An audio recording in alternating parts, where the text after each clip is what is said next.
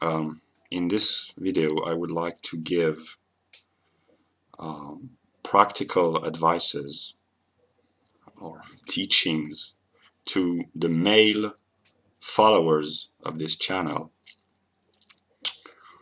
and I will try to adopt and to apply my own teachings to set an example, and I know that I will fail in the process, but I will do my best nonetheless.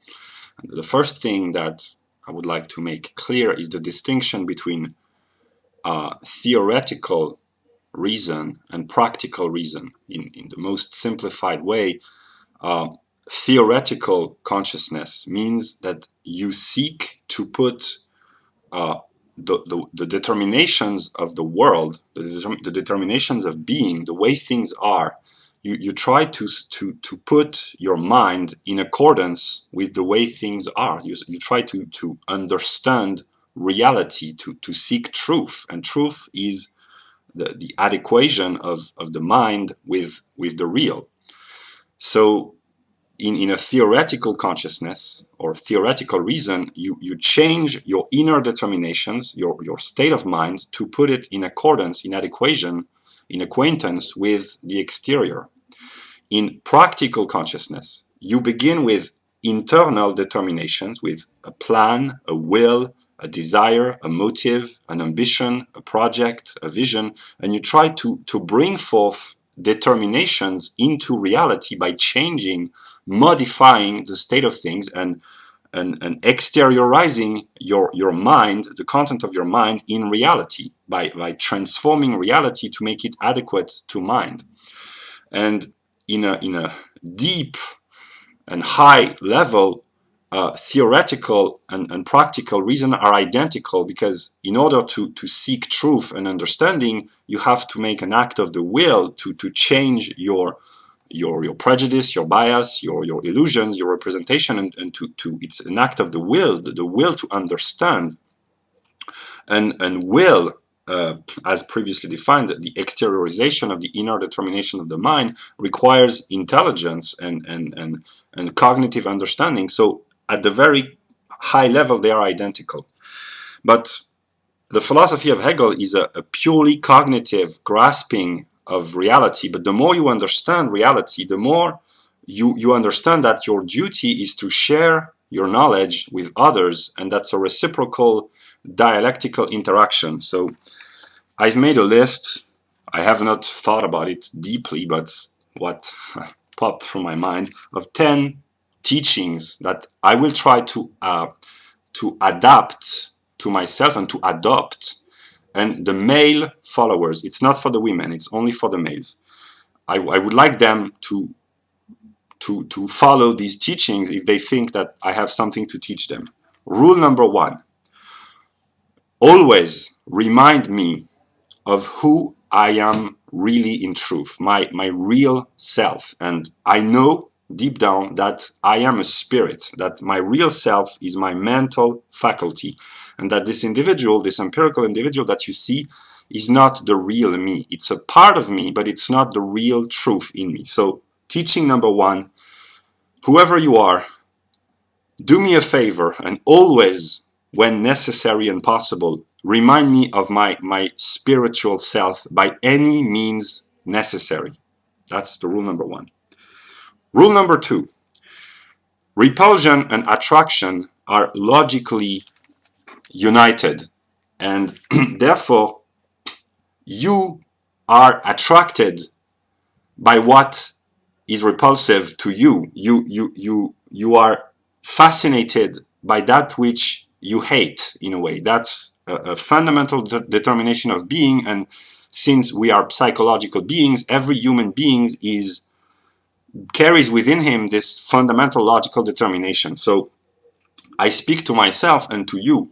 Personally, the thing I find the most repulsive is cruelty, the willing infliction of pain onto a sensuous creature, and taking pleasure in inflicting pain. That's the most repulsive thing I can think of. And I must accept that a dark part of my psyche contains this will in itself, a primordial negative dark will. And the first step towards making peace with the negative is to acknowledge that it exists and that it is a part of you. So yeah, you are attracted by that which you find repulsive, and you hate a part of yourself. That's a fundamental teaching. Third teaching, third rule: women. That's very speculative. Women are an idea in the mind of men. Women are not free because they obey the strict necessity of the laws of nature. Men, on the other hand, they also obey the laws of nature, but they have an inner freedom. They can retreat within their spiritual self, their thinking self, and abstract from all exteriority. And this is freedom, equality with self in mind. It's freedom. Men possess this metaphysical capability, this metaphysical faculty, and women don't. So women are strictly determined by the laws of nature. So that's a very difficult teaching to apply, and I know myself that I will fail in the process, but rule number one, always remind me of who I really am, is that women are innocent because they are not free. There is only evil where there is freedom. If you are not free, by definition, you are innocent. So women are only the reflection of men, and therefore they have no will of their own. They are innocent. That's a mixture of extreme misogyny, because I deny women the privilege of freedom, but at the same time it's love for women because they are innocent. The worst woman in the world is not free to act. She only reflects the behavior of the man to which she's in connection with. So yeah. Rule number 4: make peace with your past. Accept the determinations of your past, and do not be ashamed or do not feel guilt or remorse for your past if you do, because if you are ashamed of the things that you have done in the past, it's a proof that you have morality within yourself. You have a capability for feeling remorse and guilt and shame, which is in a way a good sign. It's that God provided you with a sense of morality. And the first step toward making peace with your own negative past is to accept that it's part of your being, and you must acknowledge this as being a part of your developmental process, but it has determined you in the past. But if you acknowledge your past determinations, you are free not to let yourself be determined by what has influenced you in the past. So yeah. Rule number 5: clean your room and try to simplify your material life to the utmost. You should not hate the material life, but try to simplify, to get rid of the useless thing, and to live a simple life. You can eat good food when you want, but don't be dependent on material things. Keep it to a minimum.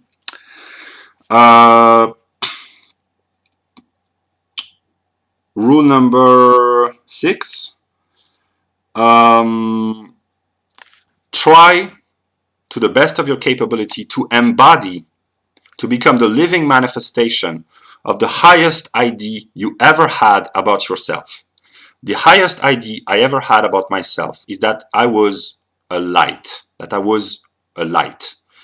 And in my best moments, I try to enlighten myself and to enlighten others. And I try to be faithful to this idea that I am a light, and that the dark is the condition which enables me to illuminate others and myself, because, as Hegel says, without darkness, pure light would be pure darkness, because one wouldn't see anything in a pure light. It would be so brilliant that nothing could be seen or distinguished or perceived. So my highest idea is I am a light, and I will try to live by that idea.